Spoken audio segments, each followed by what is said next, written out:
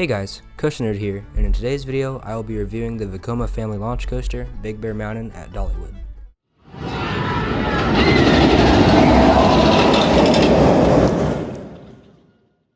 Big Bear Mountain opened in 2023 as Dollywood's longest roller coaster. The ride is manufactured by Vekoma with a top speed of 48 miles per hour, a height of 66 feet, and a length of 3,990 feet, passing Lightning Rod's previous record of Dollywood's longest coaster by only 190 feet.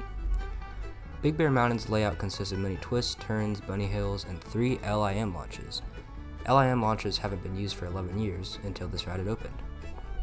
The first impression of Big Bear Mountain is great. You can see the ride running alongside the hill while in the Wildwood Grove area of the park. I think almost like half the footage I've gotten in my recent trips to Dollywood have been in this ride. It just looks very photogenic to me and I really enjoyed taking videos of it. As usual with Dollywood, the theming on Big Bear Mountain is great. It might be the best theming in the park, but I think Mystery Mine still takes the cake for that one. Once you get to the end of the Wildwood Grove section, you can see the ride's sign, which looks magnificent, just like all of Dollywood's signs. While on the queue, you get some more cool views of the ride, but more importantly, the queue features great theming throughout. When you look at all the props in the queue, you can kind of piece the story of the ride together. There's many posters related to bears and lots of gear for hiking and I guess other things you need to find bears. Once you get to the station, it's not really anything special, but it doesn't really matter because the trains on this ride look amazing. Big Bear Mountain's trains are what I consider the first of Vekoma's era of making great looking themed trains. If you've seen the more recent trains from Good Gravy at Holiday World or Snoopy's Soapbox Racers at Kings Island, then you know what I'm talking about. The cars are themed to look like Jeeps and are very detailed. They even have working headlights that you can see when the ride runs at night. And of course throughout the ride there's the onboard audio, which I'll talk about later. Overall, I think the theming on this ride is great and really adds to the experience of the ride.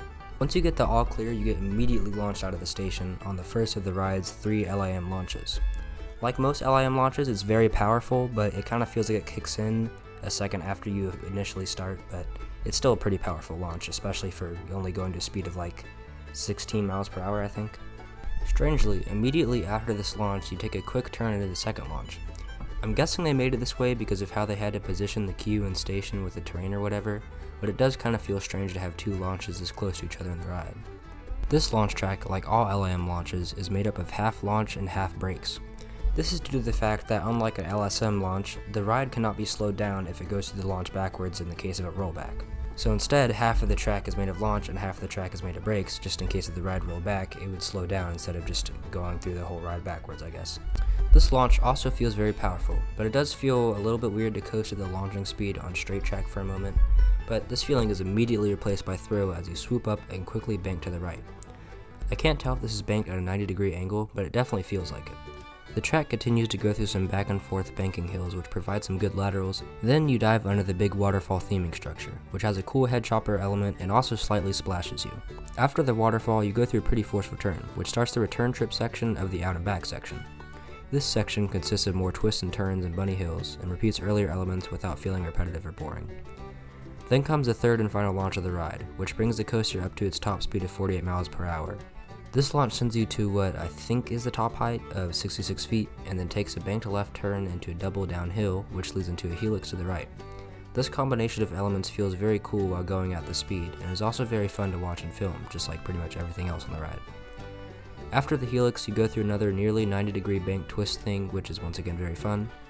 You then twist back and forth a couple times before turning completely around and heading down a double downhill.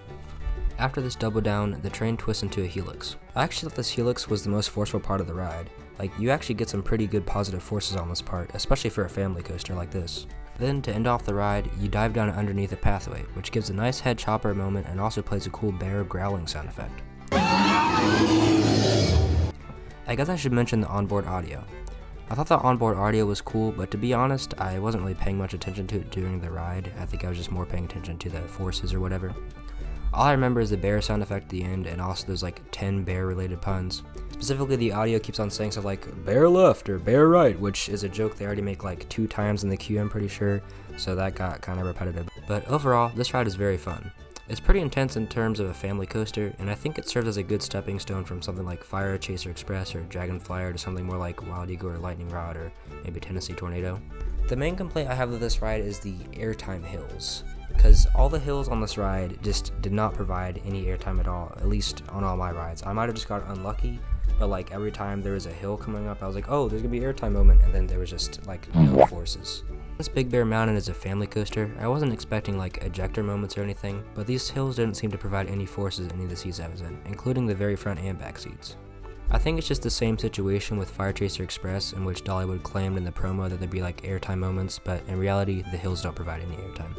However, needless criticism aside, this is still a very good ride, and I definitely recommend it to anyone who goes to Dollywood. Overall, Big Bear Mountain is a great coaster, and with the theming added, a great experience in general. I think it's definitely a great fit for Dollywood, and I hope more parks in America start to get modern Vekoma coasters. I feel like Big Bear Mountain is just the tip of the iceberg with what, Vekoma has been doing with their modern coasters recently. Like some of their coasters over in Europe and now in China, they're just like absolutely insane. So for its final score, I give Big Bear Mountain a 9 out of 10. This ride is probably the best family coaster I've been on and is a must ride if you ever find yourself at Dollywood. Thanks for watching my review on Big Bear Mountain. If you made it this far, please make sure to like and subscribe so I can make more videos like this. And of course, if you have any criticism or feedback or suggestions, make sure to leave them in the comments. And until then, stay safe, have fun, and I'll see you next time.